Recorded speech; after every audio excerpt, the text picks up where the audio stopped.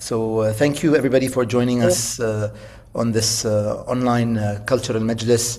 It's a great pleasure to host art historian and visual artist Gregory Buchakjian, who I'm a big fan of. And we've had Gregory speak. I've heard him speak a number of times on different platforms.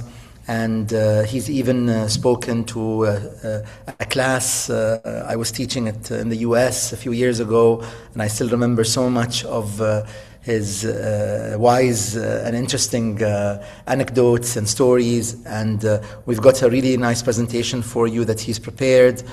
And I'm really excited that we're all here. I'm going to be muting everybody and not allowing anyone except Gregory to unmute himself. So. Okay, over to you, Gregory, if you'd go ahead. Sure. Well, first, I want to thank you for the invitation. I really appreciate, and I feel very honored to be among your first guest in this new edition of the Cultural Majlis. And I also, it's very emotional for me to have this talk today while we are in these very dark times. Both of us and most of the people who are attending, I mean, in Lebanon, we have been used to go through wars, but what was more unexpected for us that you guys in the Gulf, in the Emirates, were also under the bombs. So this won't be the main topic of our conversation, but I mean, it's such an elephant in the room that we cannot not mention it. And it's very difficult for us because also we don't have any perspective of what is going and what is awaiting for us. So it's very stressful. So I was really happy when you proposed me in this quite short lapse of time to prepare a presentation, because it was an opportunity to reconsider my artistic, my relation with art. And you know, when we have these wars, we always have this kind of questioning. What are we doing? Is what we are doing us? And I mean all the people who are cultural workers, artists, art historians, musicians, writers, singers, all of the people who are working in the field of art. Each time there is a war that starts with, okay, but what is the sense of everything, all of this? And then when you settle in the war and you get into this kind of routine, you say, okay, actually we are needed, and we are needed here, and to give some conversation, some sense, some this. So I think that this when you reintroduced your Cultural Majlis, it was a very good initiative. So again, I think it's really great you are doing it, and I'm very happy to be part of this. And so I'm going to share my screen to let you see the presentation.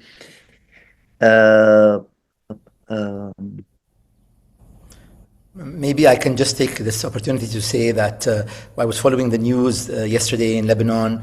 There was a particularly difficult time because of the sonic booms, I think. And so we're thinking of you here in the UAE and of all the civilians who are affected by these awful wars. And we hope that they end as soon as possible and that we have peace finally in this region. So yes, go ahead, Gregory. You can share your screen, and I'm going to mute myself. Just 1 second, because actually I am not working from my computer, because The last time I had a call, it turned off in the middle of the conversation, so I borrowed my friend's computer, and I'm just uh, How about I'll share my screen. okay. Okay, let's do Okay. this. Yalla. Okay. Sorry. Okay. I have to be useful one way, so this is a one way to be useful here. Okay. Okay. So I I started my presentation with two pictures uh, that are from the Israeli invasion. One which is a cover of Time magazine, and I have a very special relation with this Time magazine cover. When I was aged 15 or 16, I was invited to a camp in the United States with two other Lebanese friends, and we were asked to do a presentation about Lebanon. And so we found this copy of Time magazine in the library of the camp, and we scanned it and had it in the presentation. And the presentation started with me saying, "This is a slide of my house." It's not precisely my house, but it is not far from my house. And actually, the other image, which is a screenshot of a story I shared a few days ago on Instagram, it's a photograph taken during the same Israeli invasion, and I have pointed towards a building where I grew up. So this is a neighborhood of Ain Tine and Ramat al Baida in Beirut, which was in on the seafront. And when the 1982 invasion took place, it became a battlefield because the Israelis bombarded Beirut. They bombarded West Beirut from air, from land, and from sea, so that we had the Israeli battleships targeting our neighborhood and our building. And we had to move after a week of this invasion because it became just unbearable. And when we came back by the end of the summer 1982, the house was a wreck. The entire neighborhood was a wreck. We started repairing the house, and then happened the assassination of Bashir Ismail that were followed by the massacres of Sabra al-Shatila and the entry of the Israeli army in Beirut. And I have a very strong memory of our building that was occupied by the Israeli army. And we entered, and there were Israeli soldiers in the house, in the apartment, and there were blood in the bathroom. I don't know whose blood it was, but it's a very strong memory I have from my childhood. And it is somehow quite terrible to see that 50 years later we are living this again and again and again and again. It is my fifth Israeli invasion of Lebanon. So it's as it is an endless count of wars, or perhaps it is not a succession of wars, it is one continuous war in the entire region, with some periods of calm and more and periods where things deteriorate, like now. The next slide is a less tragic image of the balcony of this building. So my family moved in this building in the early 1970s, and it was a modernist building that was designed by Joseph Philippe Karam, who is known to have built a lot of things in Beirut. And perhaps his most famous realization today is a structure that remains in the city center of Beirut that is known as the egg or the bubble, but more the egg. And it was the cinema of a center, the City Palace Cinema. Of course, when I was a kid, I never heard of this. I discovered the existence of this building much later. And the architecture of Joseph Philippe Karam, it was so very modernist with a huge balcony, and an apartment that had almost no walls. It was really a glass building with enormous facades of glass. It was very beautiful because we had the sea in front of us. But of course, when you had wartime, it was much more complicated for security issues. And while I'm talking about my family, I must also go to the next slide and to my father's business. My father was May I interrupt and ask you which one of these kids are you here? the smaller one. You can see me on right. I'm on the ground, in the far right. In the two slides on the far right, I'm on the ground. Next to me is my sister Nathalie on the bicycle, and on another slide, I am myself on a bicycle, and there are my other sisters who are probably visible. Okay. So yeah, this is also something from the family archive. My father was a very successful dealer of watches from the 1950s ongoing. And his shop, he had multiple shops, but he has a flagship store on Riyadh Salah Street, which is a very fashionable street in downtown Beirut. And so you can see these two pictures of the before and after. The downtown became a battlefield in 1975. And the shop of my father was burned, and it was something very terrible for him. And then he moved to Hamra, which was in West Beirut. So for 15 years we lived for 10 years, sorry, from 1976 to 1986, we remained in West Beirut. My father's shop was in Hamra. Our house was in Ain Tini, the house that you just saw the balcony. And this shop in the downtown remained like something that was lost, and we were dreaming of getting back again. And actually, this shop never reopened, though the war ended or stopped in the early 90s. But my father went to something else. And again, in my family history, there was another trauma, which was the abduction of my father in 1986. So it is in the next slide. You have an article in L'Orient Le Jour, francophone newspaper, that announced a few days later that my father was kidnapped for ransom. And in the 1980s, this became quite regular in West Beirut, that they would kidnap people to get money. And so my father remained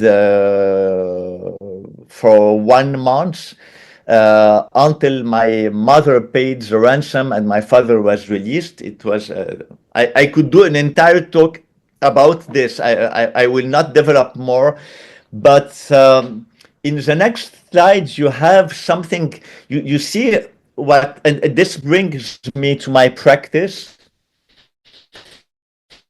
My practice is really influenced by our history. And when I say our history, it is the history of Lebanon, the history of the region, my individual history, my family's history, everything that is quite mixed.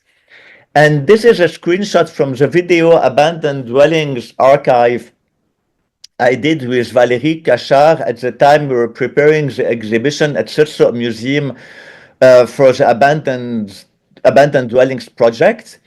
And in this video, Valérie and I are manipulating documents we found in the abandoned dwellings.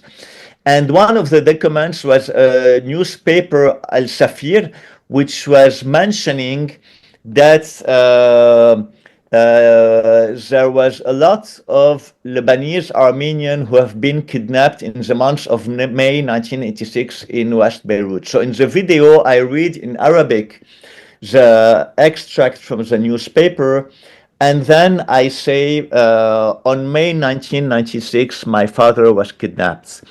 So this is an example on how my personal history or my family history is embedded in the country's history and is reappears in my projects, whether it is an artistic project like this one or a research.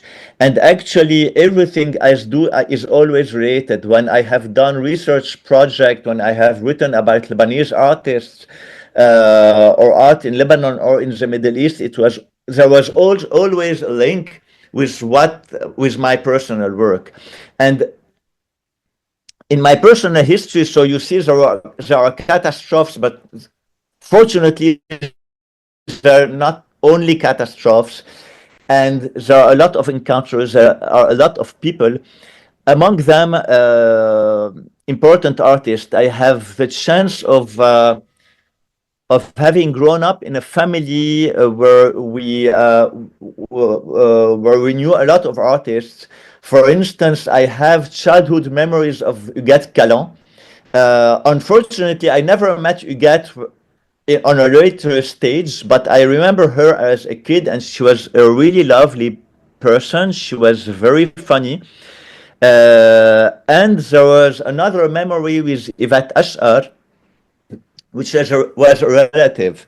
It happens that Yvette Ashar's second husband was the cousin of my grandfather from my mother's side. So I know Yvette Ashar since I was born, and in the next slides I mention Yvette Ashar. And so on the left, you can see a page from an exhibition catalog in the early 1970s, which took place at Le Grenier des Artistes. And it was an exhibition about portraiture in Lebanon. And Yvette Ashar was represented by a painting, which is a double portrait of my mom. And Ashar did very few portraits. I mean, Ashar is known as an abstract painter. And for this occasion, she decided to paint my mom.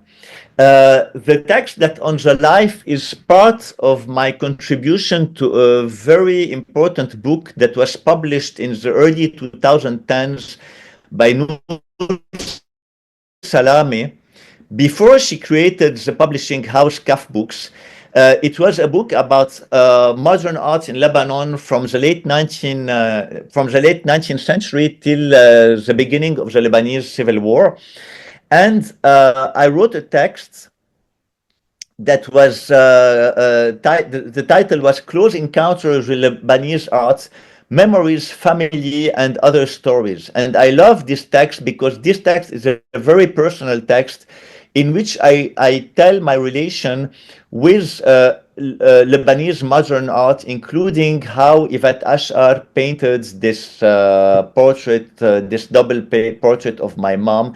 And in the first paragraph that appears on the screen, I describe my memories of her studio, which was just opposite the Garden of Sanaya. Unfortunately,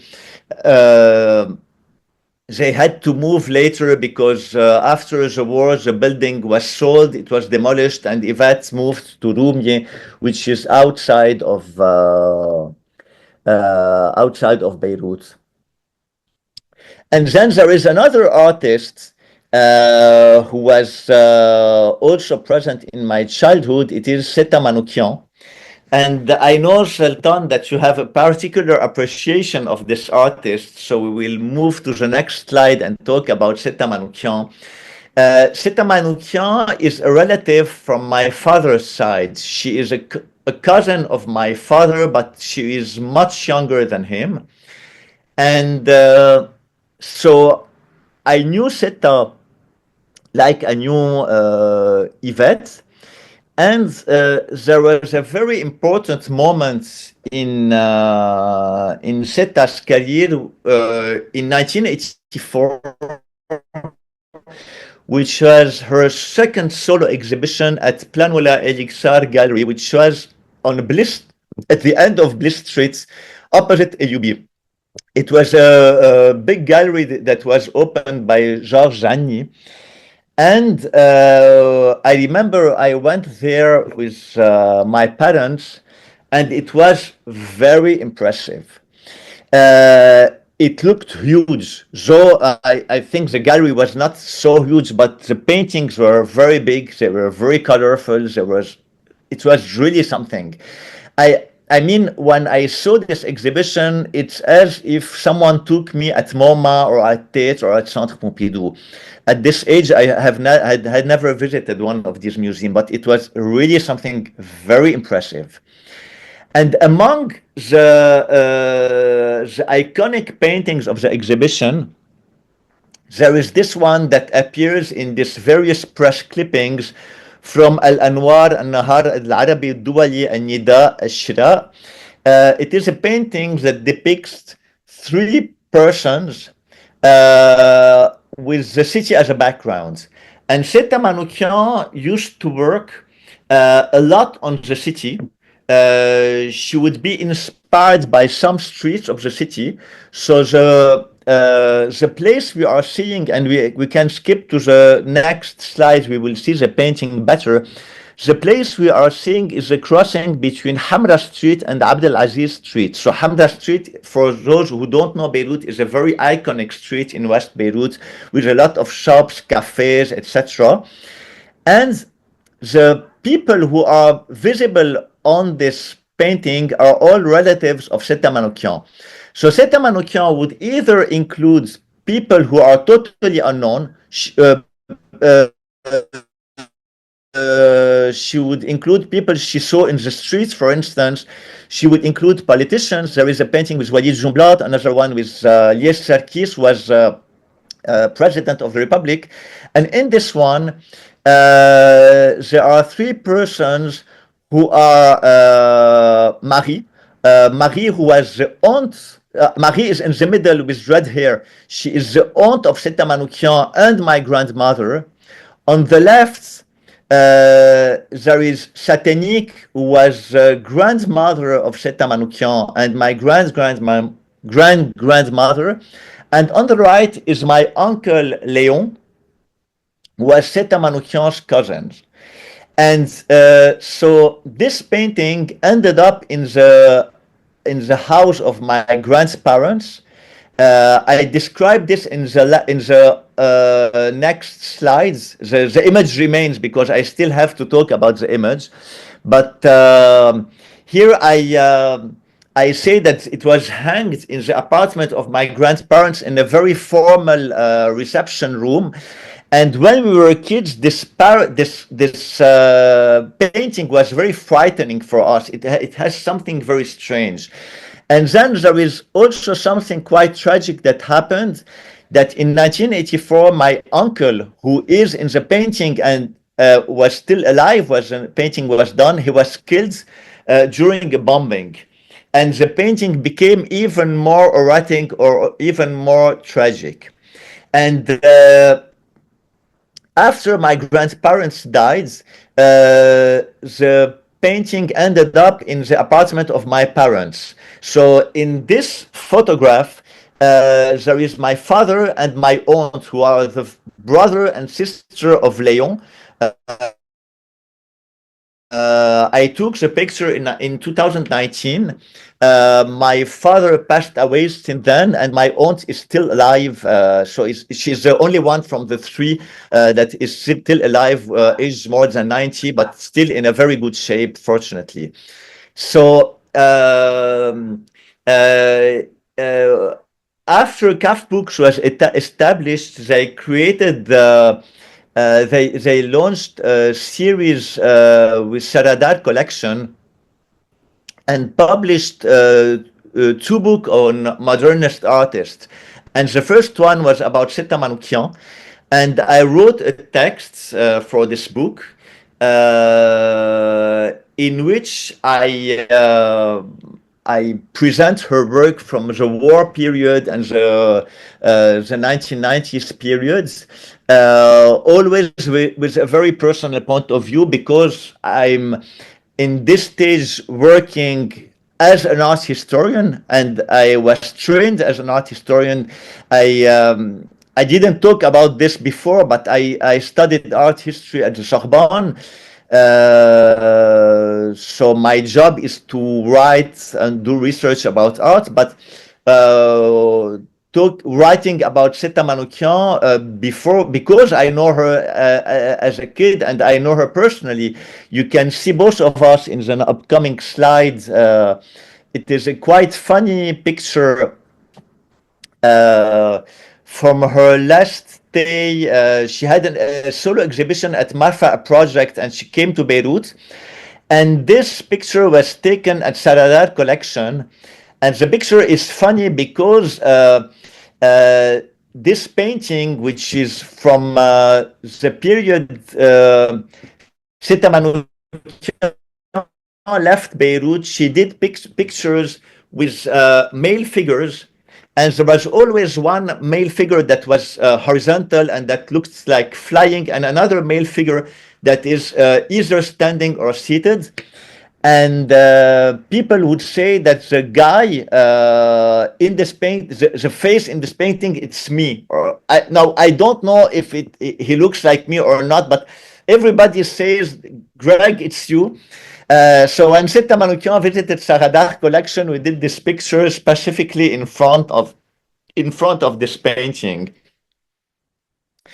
And for those who don't know Seta Manoukian, she is, and I really encourage you to buy the book, not because I wrote in it, but because Seta is really somebody, she's a very special person. So she migrated with her family to Los Angeles in 1986, and she became a Buddhist monk, a Buddhist nun, sorry. And she explained to me that even before she became a Buddhist nun, that her entire art, though very inspired by the war and inspired by Beirut and inspired by everything that was happening around her, there was a lot of spirituality. And this explains why there are all these characters who look to be floating or flying. Even the figure of my uncle in the previous painting I show, who looked to be in levitation, there is something that is very levitating in the art of Seta Manoukian. And this led me also, you see him, it's very, and this is present in most of her paintings from the war period, as if the persons were on a ground that is not really stable. We can go to the upcoming slides where you see another painting, which is one of the earliest paintings she did during the war. And this painting, entitled After the Bombing, which is part of the collection of Bargil, is based on the apartment of Seta's sister. And you can see on the right a photograph of Seta standing on the balcony of this same space. So you can see that here she reproduced very precisely the place. And on the upper slide, you have a spread from the book that was published with CAF Books with my texts. And I chose this picture to be on the frontispiece, on the first page of my contribution. And as you see, the text of my contribution is called Painting in Levitation, Painting for Healing. And I think this was, I wouldn't have chosen such a title if I was not in such a deep conversation with Seta Manoukian. But I think it was very important from her perspective to address this question of healing, this question of the spirituality with painting in her work.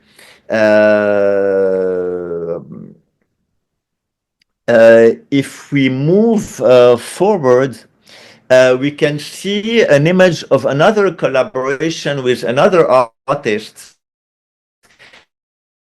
that took place at the same period of my work with Seta Manoukian. It's a photographer, Fouad El-Khouri. Now, contrary to Seta Manoukian and Yvette Ashar, I encountered Fouad El-Khouri relatively late, in the 2010s. And our conversation became more and more intense when I was doing my PhD about abandoned dwellings in Beirut. And when I was doing my research for my PhD, I used a lot of images, of archive images, and a lot of images that were taken by Fouad during the war and during the post-war in the early 1990s. And Fouad attended my PhD defense.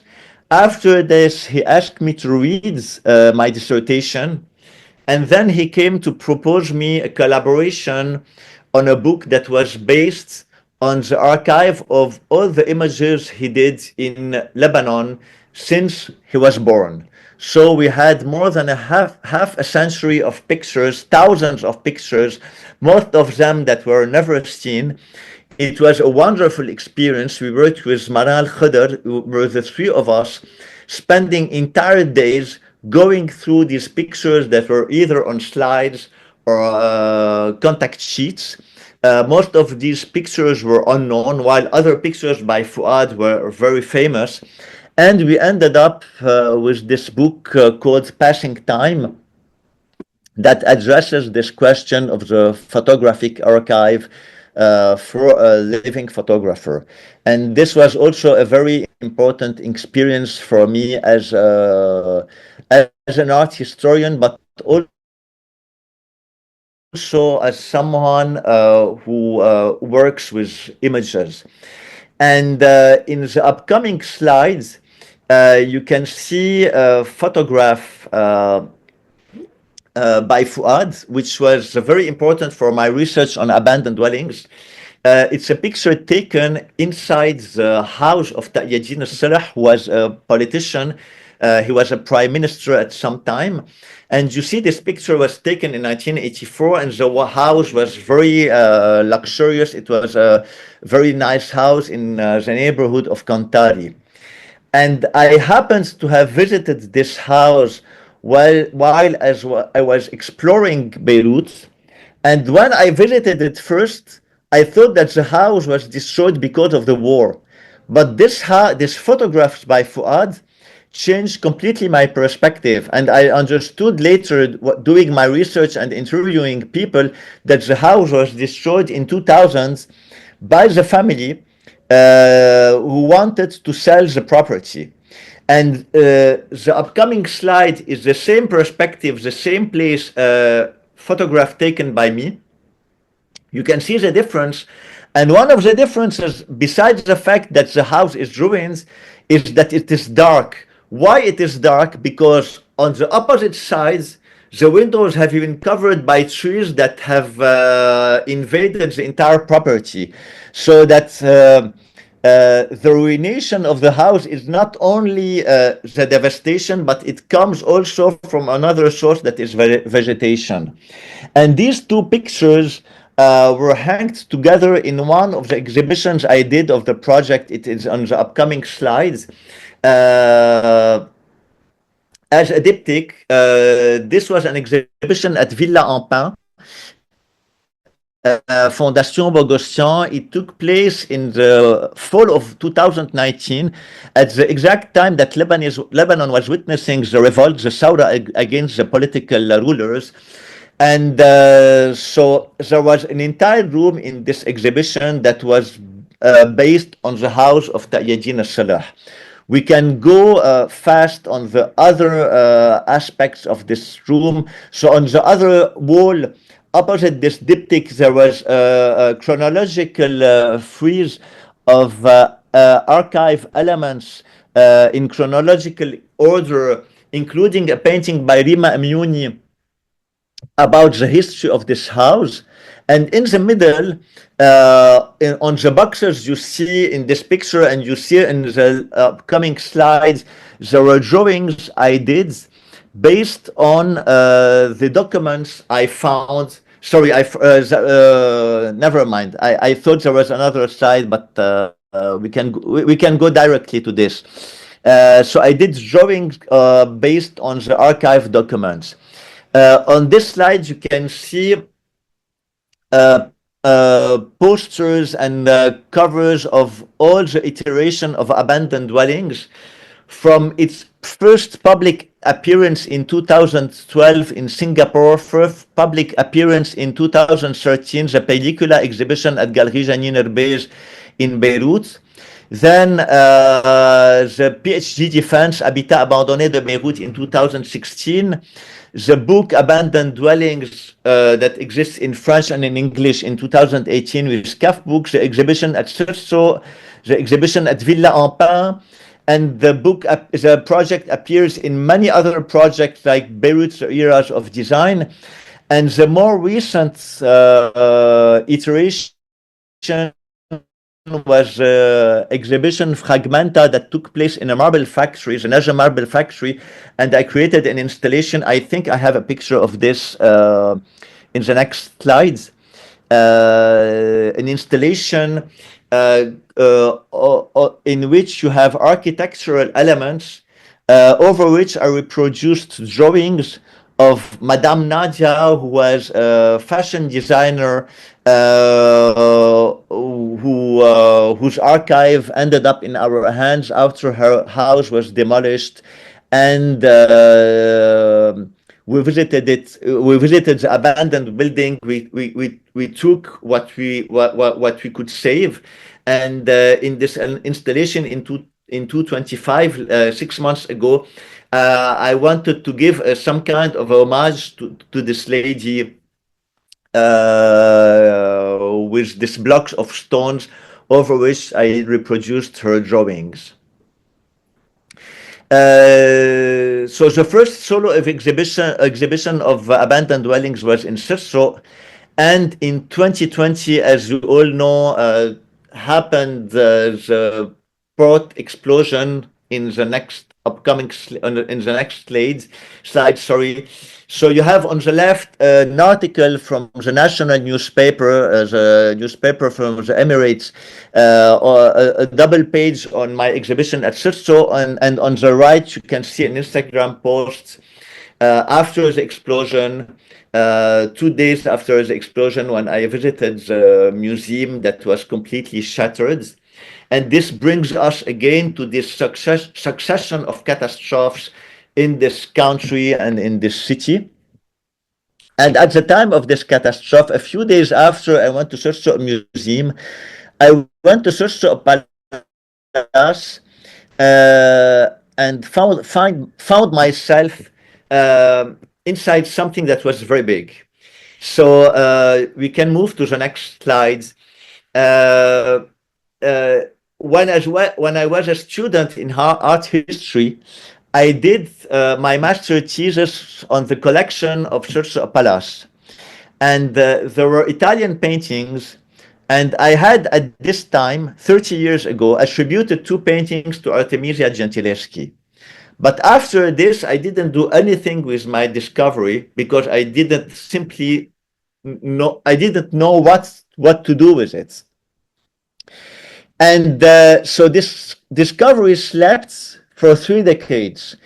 And after the explosion of the port, when I went to the Sursaut Palace, and I saw in which condition the palace was and in which condition the paintings were, I had a feeling of urgency. Something had to be done in order to save these paintings. I wrote an article about the situation in Beirut for Apollo magazine, and I mentioned the paintings. And here you can see a photograph of me with Audrey Azoulay, who was the Director General of UNESCO, in front of one of these two paintings. And I did it right. Just after the Apollo issue was published, all Artemisia Gentileschi scholars contacted me and asked me what the hell is happening. What are you talking about? I mean, who are you and how can you say there are two Artemisia Gentileschi's in Beirut? So we opened up this conversation with the Artemisia Gentileschi scholars.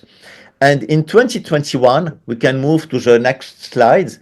I did an online conference with the Medici Archive Project, which is an organization that is based in Florence. The talk lasted 1 hour and 40 minutes. And if you want to watch it, it is on YouTube. You can watch it. You can access it from my website. And in this conversation, I explained why I was convinced these two paintings were by Artemisia Gentileschi.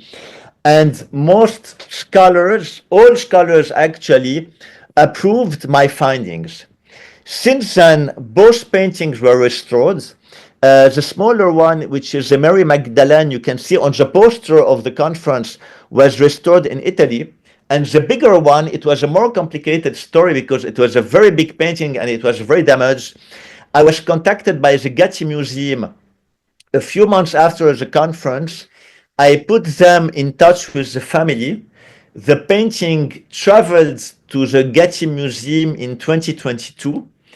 And the painting was restored and exhibited at the Getty Museum in 2025. So in June 2025, less than a year ago. And so it's some kind of a happy end for these two paintings. These two paintings are supposed to come back to Beirut in a few years. And such a palace will become some kind of a private museum, and people will be able to see them with the other collections of this palace. So I hope this will happen, and the situation will allow us to move forward.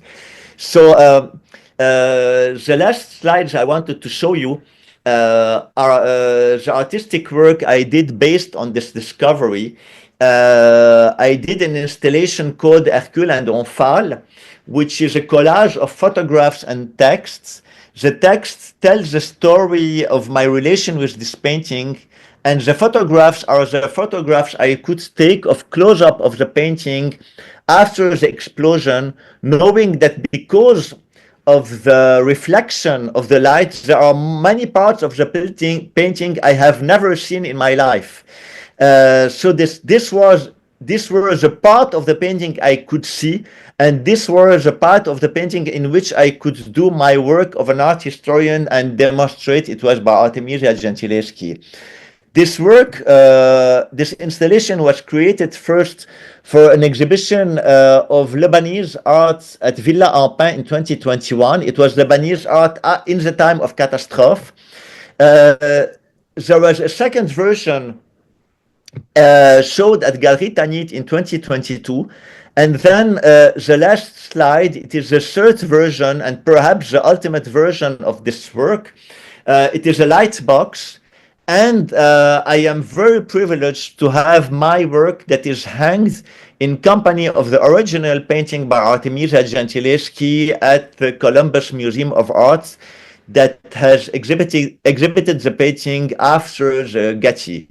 So this exhibition is on view until the end of May 2026. And I think we're done for the presentation. Thank you so much, Gregory. What a ride! What a great story. I mean, there's so much to say. First of all, congratulations on all the work you have done for art history, for Lebanon, for art. It's incredible how you've documented so many artists and reflected on your relationship with them, and you've discovered these beautiful paintings. And I do have a question, and then I want to hand over to our audience. But I believe that as part of the Getty's agreement, they have restored the artworks and they get to keep them for a period of time, and then they return them to Lebanon, if I'm not mistaken. Is that correct? Yes.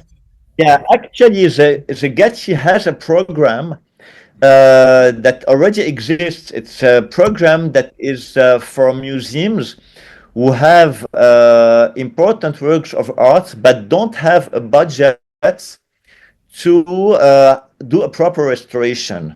And according to the terms of this program, the Getty restores at its own costs and then have the chance of the exhibiting the work for a period of time before returning it to the museum. And I think Sirso was the first time it was a private collection who benefited from this program. Fantastic. I want to go back to a painting that you showed that's in the Barjeel collection, if I may. It was this painting by Sita Manoukian. I have a question, but I also want to thank one of our guests who has joined us today here, Saleh Barakat, who's one of the most important and prominent art experts, has a founder of one of the most famous galleries in the Middle East, Ajyal Gallery, Saleh Barakat Gallery. I want to thank him for finding us this artwork. And I also want to remember my student Sid, who passed away, and he had written about this painting. He passed away a couple of years ago, and he really liked Sita Manoukian. So it really is a nice way of sort of bringing my love for teaching the student and my love for painting and my friendship with Saleh. So Saleh, thank you very much for finding this artwork for us. I want to ask Gregory in a minute about who this person is in the painting. But before I ask him, Saleh, do you want to say anything? I want to say thanks to you for finding us this work, and I'd love to hand over the mic to you if you'd like to say a few things. Please unmute yourself. Voilà. Well, I would like to thank you, Sultan, because a foundation like yours and a passionate person like you is really the person who gives us the platform, or who pushes us to actually dig further and always be interested in not only in the trophy, as in the work as a trophy, but in the story behind it. Those of us who are really passionate about the art history, mean at the end of the day, the painting is really the ultimate form of it, but the story behind it is always even more and more interesting. And unfortunately, the lack or the very little institution that exists, and the little interest in archiving and in art books made in the past 50 years, people are only interested in the trading of artworks and not in the real history behind it. It's like when they trade in ancient art, and by these kinds of fluting, we lose the real history of how those people, what is the real information behind it. So honestly, I would like to thank you for allowing us as a collector to give the Arab art a further dimension for its preservation and conservation. Thank you so much, Saleh. Gregory, I'm going to hand over to people in a minute, but do you know who this young girl is in this? No idea. I have no idea. Okay. No, I don't know. Okay, that's a quick answer. So if anyone would like to ask Gregory any question, please put your hands up, or you could also write your question on the chat, and I will unmute you.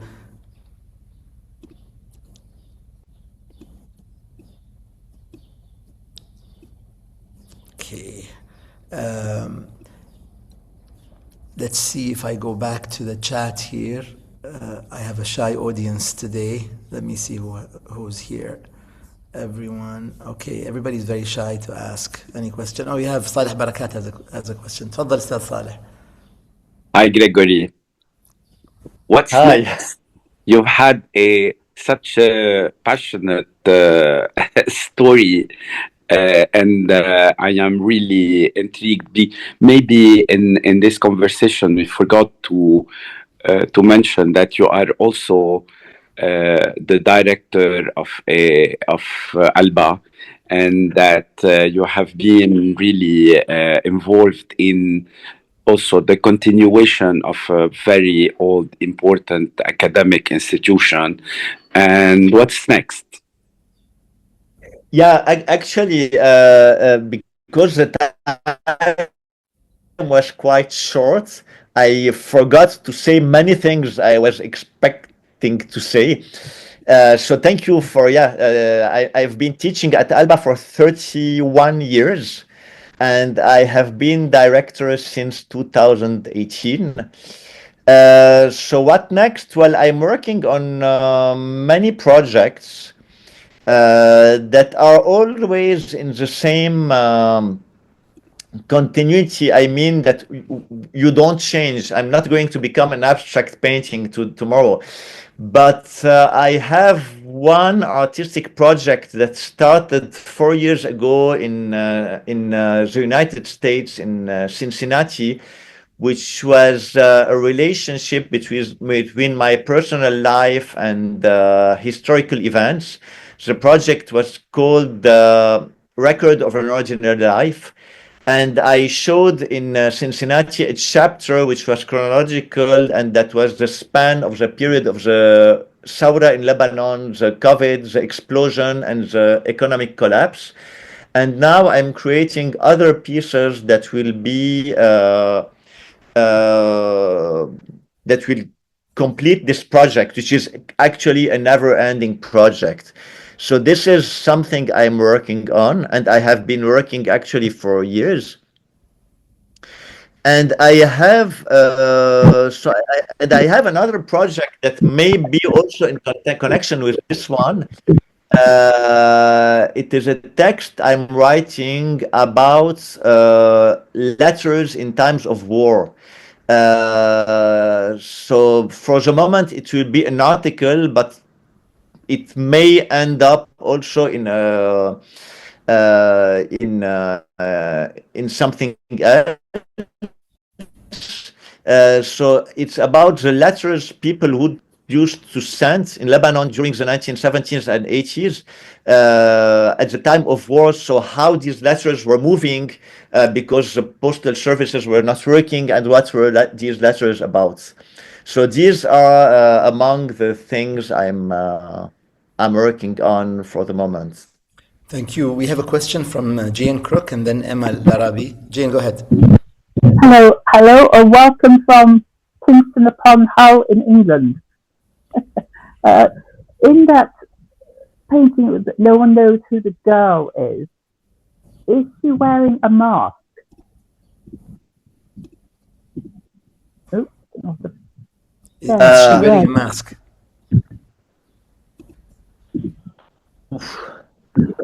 Honestly, I don't know. I never asked myself this question. I think we should ask the painter. So what I can do is ask Sita, and if I have an answer, I will share it with Sultan. We will share it. We will share it with the people who are interested. Because I wonder if it is a mask, is that symbolic? If it's a mask, is it symbolic? Thank you, Jane. Thank you. If it's a mask, is it symbolic? Interesting. Okay. So we had a question from Emma Larabi, who I have to find. Emma, I have to find you to unmute you. There you go, Emma. Go ahead. Emma, you can ask your question. مساء الخير جميعا. Good afternoon or morning. It's morning time from San Diego. Thank you for the insightful conversation. It's really inspiring how you had to go all through all that and sharing your experience with us. My question starts with, especially during conflict times, when scholarship and artistic practice demand different kinds of attention, like analysis versus institution, how do you decide which voice to trust in a given moment? Wow. Yeah, it's like, how can you trust, like, especially you talk about the Getty and the process of that. So Thank you, Emma. Thank you. Yes, how do you Well, trust your instinct? Yeah. wow. Look, I think that in the cases like Artemisia, I think that instinct is very important. Instinct and intuition. When I think that one of the lessons you earn from living in a situation of war and crisis is that you have this feeling of urgency, and that you know that you must move forward, and sometimes you don't have all the tools, and you have to take risks. And so in the case of Artemisia Gentileschi, well, the risk was to be ridiculous, and that the Artemisia Gentileschi scholars would have said, this guy is a pure idiot. But I mean, it was better to take this risk than to have these paintings, because I was the only one to know that the paintings were Artemisia, if they were Artemisia. So if I haven't done this, the sister of family, the sister of Cochrane family wouldn't have done anything for these paintings, and they would have either not be restored or be restored, I don't know how, but perhaps in an amateurish way. So I was really in this situation of an urgency, and I said to myself, okay, I'm going to jump into the water. This was when I wrote the piece for Apollo. After the scholars contacted me, I showed them my master thesis, and they felt convinced. And when we prepared the conference for the Medici Archive project, I had 6 months to update my research. And so I updated my research that was 30 years old. So I read everything that had been published about Artemisia Gentileschi since then, and everything I was reading was going into my direction. I mean, if by doing this update on my research I was not convinced, I would have got the honesty and saying, guys, okay, I don't think it's anymore Artemisia Gentileschi. But actually, all the elements I had in my hands led me to be more convinced, and the proof is that I was right, and everybody since then had accepted the works. I'm going to show you something while we are talking, and I didn't mention it, but speaking of Artemisia, because it is an important topic, last year was published the first Artemisia monograph that included these 2 paintings, and you are going to see the book. It is just huge. Oh, wow. Wow. Yeah. So this is the first book in which the 2 Social Palace paintings were included. I contributed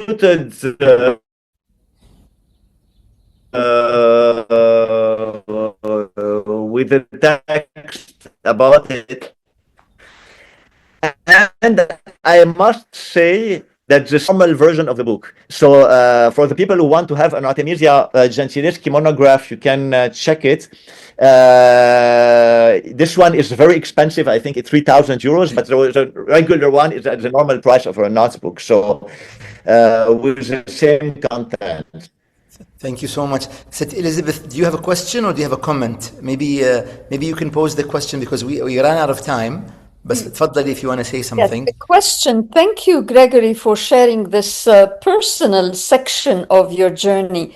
Now, as a teacher and as a director of the Alba, do you see that the new generation has a different or the same kind of relation to art production, or to connecting the art production with these dramatic events that we keep on experiencing? Because you started your presentation with that question, I think the recurring question: what is the meaning of art, and documenting art and thinking about art when bombs are falling? Well, the new generation has a very different relation with things than us, because I grew up without internet, I grew up without mobile phones. So the new generation is much more connected to the digital than we are. And one of the work we do, and I have trying to do this as much as possible at Alba with our students, is to reconnect them with the nature of things. And I must say, between brackets, I'm not the director of Alba, I'm the director of the School of Visual Art. So I'm more head of departments, and I'm not the head of the entire Alba, but this was important to mention.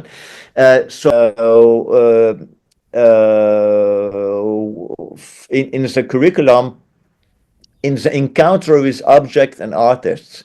And for instance, at the School of Visual Arts, we have a module which is called Visiting Artists Researcher Workshop, in which we invite people who are from very wide disciplines. I mean, we have very young people, we have very famous people.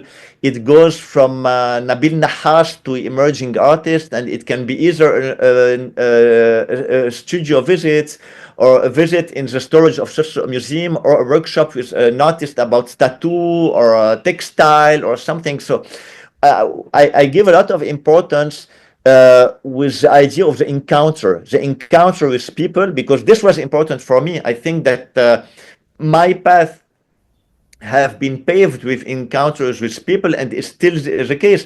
Saleh is part of this conversation, and Saleh is my neighbor. I mean, my studio where I'm current is one floor above Ajial Gallery.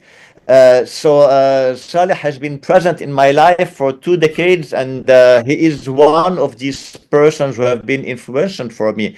So yeah, I think the encounter with people and the encounter with real works of art, archive, document, etc. Because it's very different when you see it in real or when you see it in digital. So this is a thing I insist a lot in my teaching. Thank you very much. I think we'll bring this meeting to an end. I think it was a fascinating discussion. Thank you, Gregory, for accepting to speak at such short notice. Thank you for agreeing to speak at this difficult time in Lebanon and the region. We're so grateful. We learned so much, and please continue with your scholarship and your work, and we hope to see you in Lebanon very soon. Thank you, everybody. Inshallah. Stay Thank safe. you really, Sultan, for this initiative. Really. Thank you very much. قلوبنا معاكم والله قلوبنا معاكم. نشوفكم إن شاء الله. Thank you, everybody. Have a nice Palm Sunday. Bye bye. Bye bye. Bye bye.